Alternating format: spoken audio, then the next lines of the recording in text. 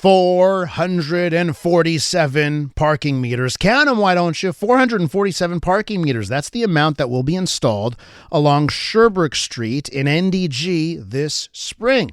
Project was passed by City Council on March 9th. It's going to go, again, along Sherbrooke Street West between Grand and Hampton, as well as Wilson, all the way through the borough to the eastern boundary of Westmount. That's a lot of Sherbrooke Street that will now have parking meters. Residents and business owners there say they weren't consulted. They've started 2 separate petitions demanding that the city reconsider the project. Let's speak to a couple of them. Franck Ollivier joins us, owner of Ophtalmo Vétérinaire on Sherbrooke Street. Franck, welcome to the show. Good morning. Thank you for having me. Morning to you. And Alessia Proietti is with us as well, an NDG resident that lives on Hingston. Hi, Alessia. Welcome to the show. Hi, thanks so much for having us. So, guys, let's get down to it here. Do you feel betrayed? Are you surprised? I mean, Ophtalmo Montreal, they sort of campaigned that, hey, the war on cars will end, yet here we are. Franck, I'll start with you as the business owner here. How's this going to affect you? Yes, I think it has been a nightmare for a couple of years already for businesses in the area. I've seen a bunch of them close down. With the bus lane first, I've been there for 10 years. So the bus lane and then some vignettes in some streets and now the parkometers. So it's going to be a nightmare for the businesses. So, I think what the city says here is that what people were doing in the places on Sherbrooke Street that did not have parking meters, people were just planting their cars, parking there all day. And this is going to allow more turnover, which would be good for business so that the cars are always moving. What do you say to that, Franck? Do you see that side of things? Well, for my business in particular, not really actually, because we've got people coming from all over Quebec, from actually the closed US states, from Ontario. It's really a nightmare for them to find a spot, and the parkometers are not going to make it better. And the other point I see, it's for the residents, but also for many of the employees of the businesses that stay, for my employees stay for 12 hours sometimes a day. Where are they going to park? Alessia, let's go to the resident here and get your perspective. So how does this change things for you?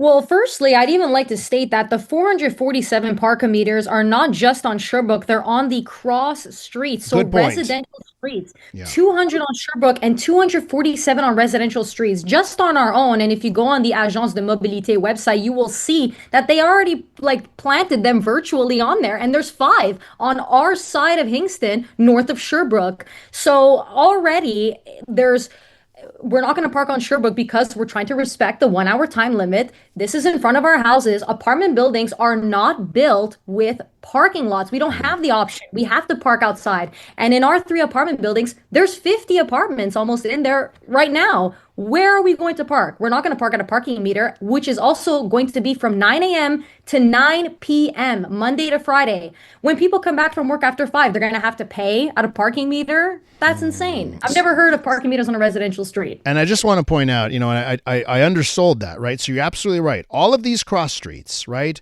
both north and south of Sherbrooke Street, and as we see in other parts of the city, they're going to ding those people there as well. People who want to try and get closer to Sherbrooke Street to park. So does that mean for you and the people that live around you, even more searching, even more hunting for parking? 100%. Already we can't park on one side of the street once a week and on one side of the street once a week for street cleaning. So that adds a layer. Like Frank said, bus lanes, things like that adds another layer. There already are some vignettes nearby. That adds a layer of stress. So absolutely, it's going to increase some agitation of the cohesion of the neighborhood and add an extra layer of financial and just general stress to people coming back from work. Let me throw this at you, Alessia, because, and I've multiple conversations on this show with politicians, municipal politicians, and they'll make this point. Elias, there's too many cars. Every year we're adding more cars. No matter what the system is, even if we don't put these parking meters, there will be more cars that will get more and more difficult to park no matter what. And maybe this will get people to give up their cars. What do you say to that side of things? Because it seems like parking sucks no matter what. Sorry. Go ahead, both of you. Frank, you go first, and then we'll get back to Alessia. Very simple. do you think you can bring your sick dog on your back, on your bike? I don't think so. And especially if you come from Quebec City or from Toronto, the public transportation is not adapted at all for animals. They don't come up all the way to the west end of Sherbrooke. So it's illusional to think that people are going to forget their car. So Franck, would you want status quo? If let's say you were the decider, would you just say, please just keep things the way they are? If I were a decider, first I will launch a public consultation. Okay, first point, and then I'm a scientist. I will have a scientific independent study showing me the benefits versus the inconvenience of putting these parkometers. I've never seen any document like this. So Alessia, I'll get back to that point of like it's getting worse and harder to park no matter what. So how do you tackle it there, and what the city would probably say on that front? I don't really understand how making it harder to park is going to make people give up their cars, because people's situations in life do not change. And those situations in life are the reasons why people have cars. I have, my family lives in Rivière-des-Prairies. It takes me over 2 hours to get there by public transit. I would know because I've done it. I used to live there in NDG without a car. So if I take the car, it takes me half an hour. I have to go there once a week because I have an ill father. So how is all of a sudden my father not ill and I don't need to see my parents? And so, yeah, I can give up the car. No, I like to go skiing. That's something that I like to do to increase my physical activity. Is all of a sudden I'm going to be like, I can't park, I'm not going to ski. Like, it doesn't change people's lives. And also making it more difficult to park. I mean, I want to park my car because I'm a biker. I bike all across the city. That's just a means of transportation I enjoy doing. So because I have a car does not mean I solely use the car and I do not bike or use public transportation. So it just doesn't make sense how making it harder is going to make people give up their cars. Alessia, could there be a compromise where they keep the parking meters, but they also let permit, like if you have a vignette, you also get to park without paying the meters? Would that be satisfactory to you?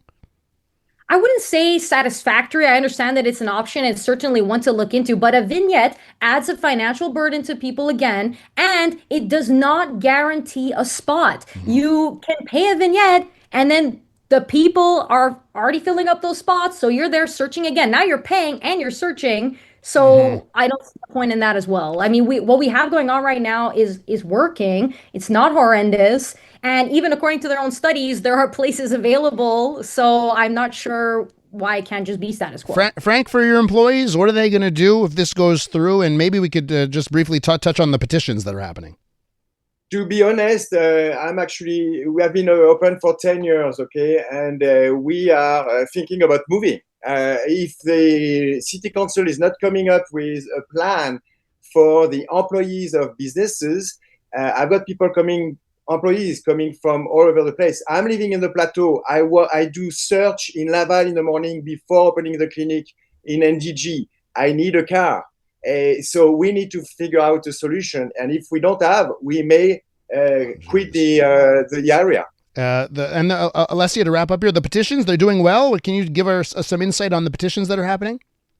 Absolutely. I mean, just on our petition alone, which covers 4 blocks, we have over 800 signatures and hundreds of written comments, which we're going to be presenting actually tonight, April 13 at 7 p.m. at the Borough Council meeting. So, if people want to come and join, please feel free or sign in online. We're going to be presenting this. And then, including the petition that we have with Franck, we have over 1,000 people who have signed against this. So, yeah, they're doing very well. Have the councillors, whether it's Ensemble or Projet, are they listening? Do you think they're listening to your concerns? I think it's definitely hard to ignore us. We're pretty loud. We're going to get louder tonight. So I love it. We'll leave it there on that front. You guys are both great. Thanks for sharing your viewpoint this morning. Really appreciate it. Thanks so much. Thanks for having me. Alessia Proietti there, NDG resident, lives on Hingston, and Franck Ollivier is the owner of Ophtalmo Vétérinaire on Sherbrooke Street. Unmistakably Canadian. It's the music that raised you. The artists raising the bar. Hi, this is Brian Adams. Hey, my name's Brett Emmons. I'm from the Glorious Sons. Hi, I'm Nelly Furtado. Made in Canada. The station that champions Canadian music. Loud, proud, and all yours. $100. No passports required. Just press play. Tap into Made in Canada now on iHeartRadio.ca Or the free iHeartRadio app.